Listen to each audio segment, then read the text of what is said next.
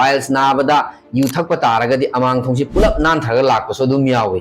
Toilet phone लेंगा लेरगा लेबदगी अदुमक piles हौरे अखोगी piles हौरकपसी कमाई तो हौरकपनो हाइबा कांदा हमना कुइना कुइना फमजल्लगा थबुक सुबा सिदगिसु अदुम हौरे अदुगा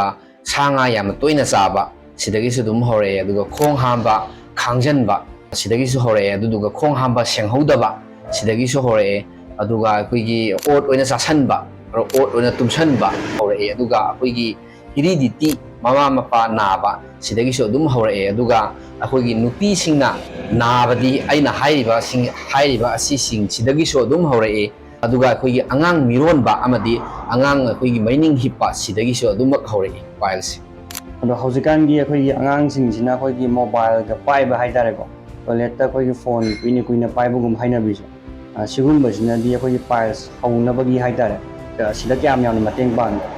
अगांसिंगना फोल अमदी अतै मी अतै अतै सिंगना अखोगी फोल सि पाइबदगी पाइल से अदुगी मतिक हेना नारकनंगाई मचा अमा ओय मरमदी कमै तौनो हाइबा कांदा अखोगी पाइल्स नादबा तारगसु फमजल्लगा टॉयलेट फोल येंगा लेरगा लेबदगी अदुमक पाइल्स हौरे पाइल्स से नाबजे हौरे ना अखोई खंगबजे सि कमायना खंगने हादि इसादा करी करी सिम्पटम गुम्बा लकन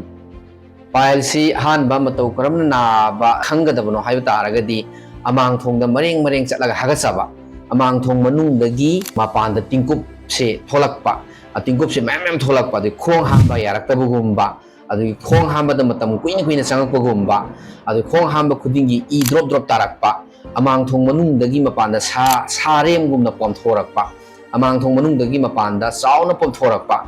खोंग हांबा खुदिंगी अमांग थोंग यामना चिकपा नाबा चुमनगी खुगी नॉर्मल लेबदा अमांग थोंग चिकपा नाबा सिना चिंगबसिंग असि तोरकपा तारगदी पाइल्स नारए हाइबा खंगनी पाइल्स नाबदा खुगी पाइल्स नादबा मीना यू थकपा तारगसु पाइल्स नारकनंगाई मचा अमा दुम ओय हाइदि पाइल्स नारए अदुगा पाइल्स नाबदा यू थकपा तारगदी अमांग थोंसी पुलप नानथरगा लाकपसो दुम यावी अदुगी नारिदु हेना नानंगाई मचा अमासु ओय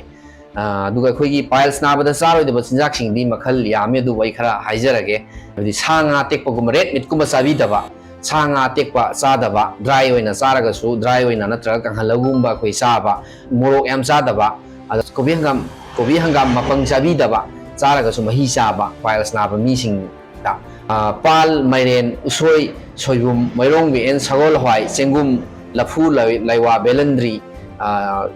चेंगुम थंगोम येरुम असिना चिंगबसि पाइल्स नाबा मीसिंगदा चारगदी हेना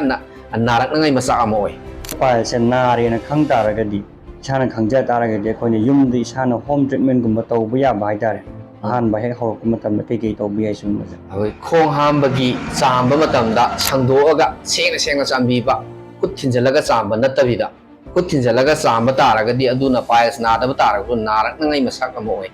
अदुगा अखोगी हई फ्रूट्स याम चाबीबा फ्रूट्स यामना चाबा इसिंगसि यामना थकबीबा अदुगा अखोगी होम ट्रीटमेंट लोइन तौबा याबसे अखोगी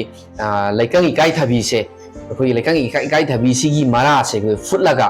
हप्ता अमगुम नत्र थमखाय अमगुम फमदोकपा अदु नत्रगा अखोगी केगे अंगांगबी मनासी फुटलगा नोंबदा अनिरक हप्ता अम नत्रगा थमखाय अमगुम फमदोकपा तारगदी अदुमक पाइल्स नागे तौरंबा तारगसु नाबा अदुमक फखिगनी मयामना पाइल्स की मतंगदा वीडियो सेमहनिंगबा तारगसु कमेंट इबिरमु मखा ताना वीडियो सेमजरके अखोगी चैनल असिबु सब्सक्राइब तौबिरमु।